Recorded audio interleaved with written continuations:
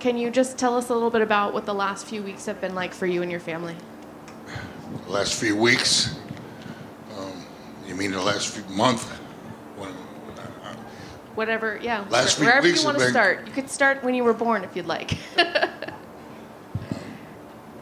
Hey, life is good. I'm blessed to be here. I'm healthy, and health is wealth, and I have that. I'm very fortunate. You know, God was with me about a month ago, and He got me through the scariest night of my life. And we came through with my mom and dad still alive. And I didn't quite have enough in me to get my dog Hammer. But he'll always be with me the rest of my life. He meant the world to me, my first dog ever. And until you have a dog, you don't get it. And I didn't get it until I got one. So, you know, I got 3 daughters, and Hammer was my son. So he woke me, and he's a hero. And UFC 300. I've been asking for tickets for this for a long time, and then Dana White and UFC came through, and I'm so excited to be here. The best card ever put together, and there's 300,000 bonus on the line. These guys are going to turn it up. I can't wait to get out there and be ringside and watch these guys go at it. And then the icing on the cake, my daughters are still here. My daughters are here with me, and they mean the world to me. Skylar Constance Coleman, she's home, but one day she'll be here with me.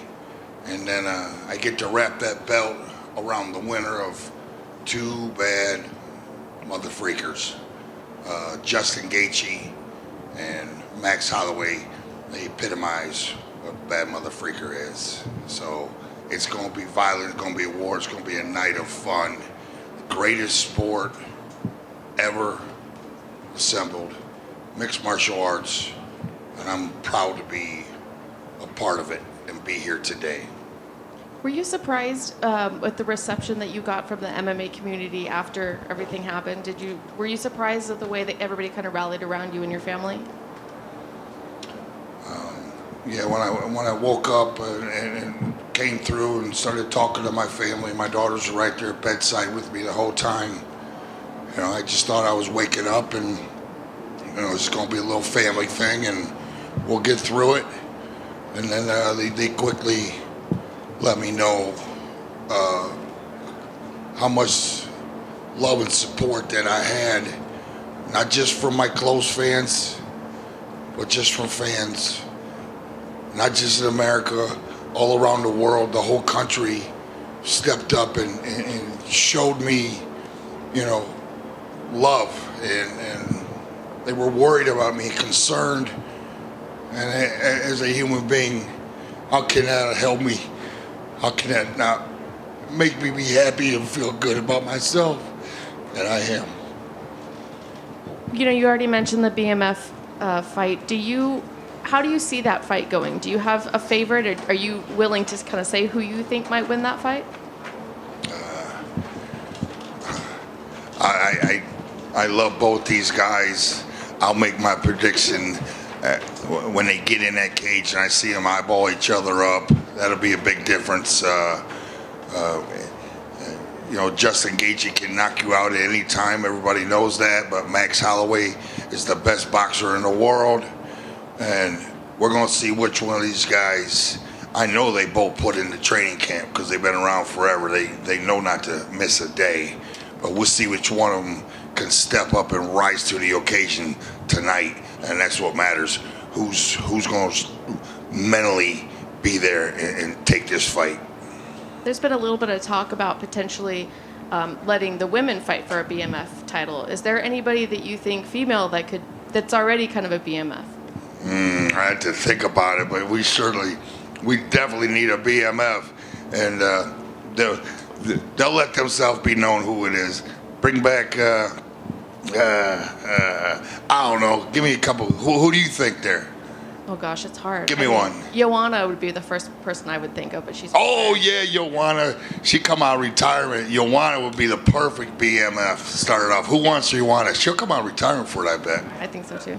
And last question for me: looking back at all the years of the UFC, is there a moment that you think it made you a fan of the UFC? Maybe not something that you yourself did, but something you watched that you saw that just made you smile. No, I've been a fan since UFC 1, the very first fight, the whole broadcast. It was a beautiful thing to me that night and that day. And then I fought in UFC 10. I remember walking out of the cage after UFC 10 and thinking to myself, this is going to be the biggest and greatest sport in the world. And I'm a big fan of the NFL and NBA and Major League Baseball, but this is going to overtake it all because this world, everybody loves fighting. The whole world loves fighting, and it has. I'm not surprised, especially when you got Dana White and the team that he put around him running this ship. They're killing it, and I just expect it to get better and better every time, every year. Mark, in the front right here. This was really Justin and Max's idea together, kind of to have you wrap the BMF title around the winner. I guess at one point from hearing about that to it becoming a reality, did you think this would actually happen after the first time you had heard about their idea? I just had hope. Thank you, Max Holloway, for getting this all started. A huge fan and friend of him, and it just melted my heart hearing him say that. And then Gaethje agreeing with it and okaying it. I got the ball rolling, and then the fans got aboard, and they asked for it and called for it, and that's the only reason I'm here today. So I'm grateful for Max and Justin asking for it, and the fans, you bringing this to fruition. Mark over here. Mark over here. So I just preface this, thank God for your health and thank God that you woke up and everything. But when was the moment that you realized that you weren't just a hero, not just in the MMA and wrestling community, but you're now a hero all over the world? When was the time that you realized that when you woke up, and who was the person that made you aware of what was going on internationally and what was going on in the news?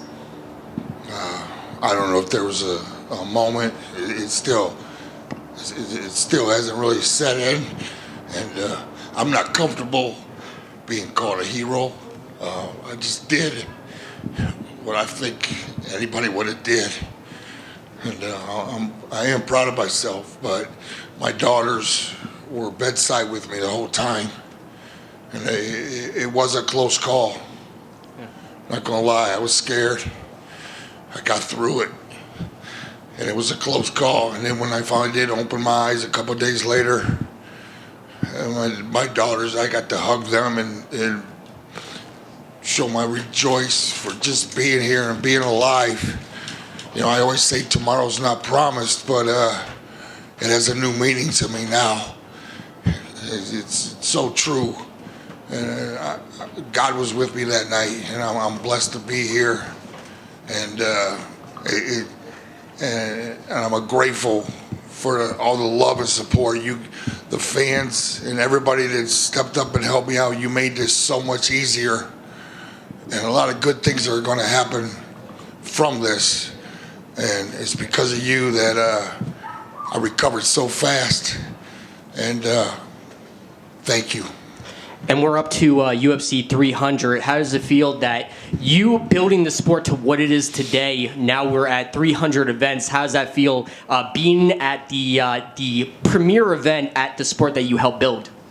Man, I'm proud to be at the beginning, UFC 10, but I wanted to stick around a long time. I wanted to be part of when it became something a little bigger, so that's why I hung around till UFC 100. So I don't consider myself just the old iceberg.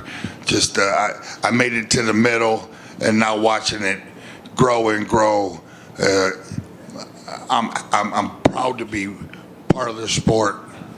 Am I cutting out here? Yeah. No. Just proud to be part of this whole organization, and let's keep going. Let's keep getting better and better. The athletes get better, and I think we're just going to continue to climb. And one last question from me. Obviously, from your heroics and throughout your entire career, you proved that you're one of the baddest mofo's in the planet. But when are you going to get back in the cage? That's a good question. Yes, sir. Let me see. I'm going to do something. I don't know what and I don't know when, but I went 12 years without working out after my last fight. You know, it was a rough 12 years. Drank quite a bit. Was an alcoholic. I'm proud to say I got 3 years sober now.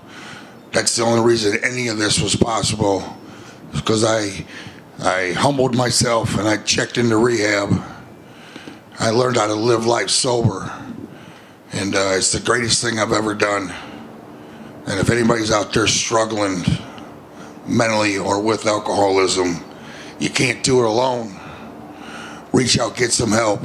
It'll change your life for the better. And it's not easy, but it sure is worth it. Never call out more. Congratulations, by the way. Never bet the house against the hammer, right? Never bet the house against the hammer. No, sir. Absolutely. Never.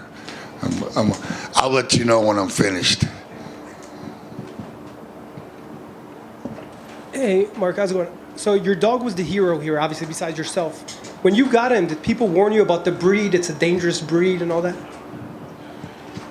It doesn't. Nobody warned me, but if they did, you think I would have cared? No, he was the kindest, gentlest, loving dog I've ever seen. But sure, he had a big bite. But there's risk in life. But I don't think about that very much, and I don't really have too much to say about that. He was fine with me.